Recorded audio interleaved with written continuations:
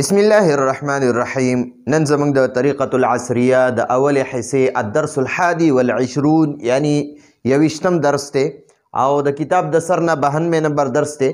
په نن الدرس الحادي والعشرون کې به زمونږ نن دویم سبق وي. اول سبق کې مونږ صرف د الفاظو معنی زده کړې وي. په دویم سبق کې به انشاءالله مونږ د عند په جملو کې استعمال. عند معنا د سره، اردو کې وایي کیسات. کیسات عند معنا د کیسات او مونږ په پښتو کې د دې ترجمه کوو سره. او یو دی د بینا. بینا معنا مینس کې، مینس کې، په درمیان کې، درمیان کې. نو د بینا به په جملو کې استعمال کوو او د عند به په جملو کې استعمال کوو. نو د عند په جملو کې استعمال. جملې انا معنا د زه، انا زه. عند دا وګوره د عند لما سور رنگ ورکړی، یعنی سور مارکر باندې مې لیکلی دی چې یعنی دا موږ په جملو کې استعمال کړی. عند معنا د سره او د عند به موږ سره مضاف وي. د ده مضاف دی، د ده نه وروستو چې کوم لفظ وي په هغه باندې به زیر وي، کسره به وي پرې. ټیک شوه. نو انا عند الباب، انا معنا د زه، عند معنا د سره او باب معنا د دروازه. نو موږ به اول دا باب مضاف الیه ده او دا عند مضاف ده. نو څنګه چې موږ د موصوف او صفت اول به هم د صفت معنی کوله، بیا به هم د موصوف معنی کوله. په مضاف الیه کې به موږ اول د مضاف الیه معنی کوو، وروسته به د مضاف معنی کوو. دا عند مضاف دی، عند مضاف دی. نو انا عند الباب، انا عند الباب، انا عند الباب دی. خو عرب پر اخري حرف وقف کوي، نو وقف په بهتره دی. انا عند الباب، انا عند الباب، زه دروازې سره یم. انا عند الباب، زه دروازې سره یم. انا عند الباب، زه دروازې سره یم. انا عند الباب، زه دروازې سره یم. وانت او ته، وانت چې کله په انت باندې تا باندې فتحه وي نو دا سړي ته وایي، او که په دې تا باندې زیر شي نو بیا ښځې ته وایي. وانت او ته، وانت او ته عند النافذه، عند النافذه دی. دا عند مضاف دی، نافذتي مضاف الیه دی. نو دا مضاف الیه به په دې ګول تا باندې همیشه موږ وقف کوو او دا ګول تا بیا ها ساکنه وایو. نو انا عند النافذه، انا عند النافذه. وانت عند النافذه، او ته عند النافذه، کړکۍ سره یې، کړکۍ سره یې. دا نافذه مضاف الیه ده، د ده معنی به مخکې وکړي کړکۍ، او عند معنی سره. ٹھیک شو. وانت عند النافذه، وانت او ته عند النافذه، عند النافذه کړکۍ سره یې. وخالد عند السبوره، وخالد عند السبوره، او خالد بورډ سره دی، خالد بورډ سره دی. ٹھیک شو جی.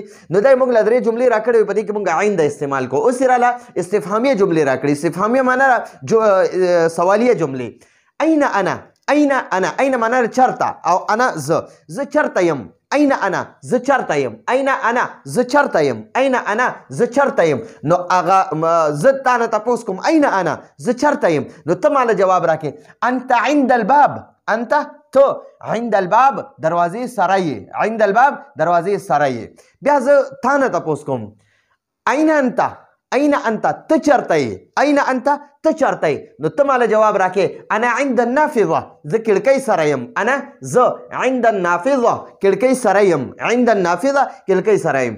بیا تپوس زه کومه این خالد، این خالد، خالد چرته دی. این خالد، خالد چرته دی. نو ته جواب راکې خالد عند السبوره، خالد عند السبوره، خالد بورډ سره دی، خالد بورډ سره دی. او ته ماته داسې ویلی شي هو عند السبوره، هو عند السبوره. د خالد په ځای هو ضمیر هم استعمالولی شي. زه نه تپوس کوم این خالد، این خالد، خالد چرته دی. ته ماله جواب راکې هو عند السبوره، هغه بورډ سره دی. یا ته داسې ویلی شي څنګه چې لیکلی دی خالد عند السبوره، خالد عند السبوره، خالد بورډ سره دی. ٹھیک شو جی. نو دا د عند مونږ په جملو کې استعمال راوستو. دا عند به همیشه مضاف وي، عند به همیشه مضاف وي. بین به همیشه مضاف وي. وراء امامه دا به همیشه مضاف وي، خلفه دا به همیشه مضاف وي.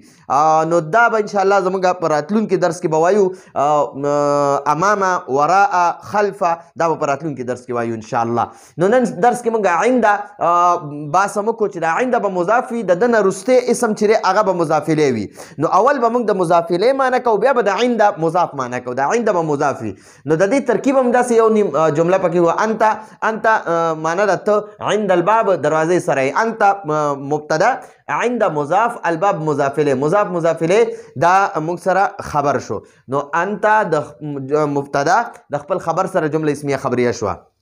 دې کې لږ ورته کې ترکیب مختلف هم ملګري کوي، علما کوي، خو ما ډېر اسانه کو ځکه چې زمونږ نوي نوي طلبا وي، طالبات وي، نو هغوی په دې باندې بیا نه پوهېږي چې یاره دا دونه مشکل څنګه شو، یار دا ظرف دی او دا جمله ظرفیه شو او دا بیا خبر شو، دغه دې له بیا دغه روباسي، نو مشکله بیا جوړېږي. نو دا زمونږ د عنده استعمال او عنده مضاف وي، د ده نه وروسته مضاف الیه وي. اوس مونږ بینه، د بینه په جملو کې استعمال، د بینه په جملو کې استعمال. بینه په اردو کې کے درمیان، بینه په اردو کې معنی ده کې درمیان، یعنی مونږ په پښتو کې وایو مینس کې. ٹھیک شوه. خالدون دا جملې دي ښه دي. خالدون بینه دا مضاف شو ها، څنګه چې عند مضاف داسې به بینه مضاف وي. خالدون بین عابد و محمود، بین عابد و محمود، خالدون بین عابد و محمود. خالد د عابد او د محمود منس کې دی، د منس دا معنی د مضاف دا بین معنی اخره کې وکړه. خالد د عابد او د محمود منس کې دی، خالد د عابد او محمود منس کې دی. ٹھیک شوه. ګورئ دا خالد دی او دا محمود او عابد دی، عابد او محمود دی. نو دا خالد د عابد او د محمود منس کې دی، خالد د عابد او محمود منس کې دی، درمیان کې دی. ٹھیک شوه. نو بین عابد دا عابد دی، عابد بین عابد و محمود، بین عابد و محمود. خالد بین عابد و محمود.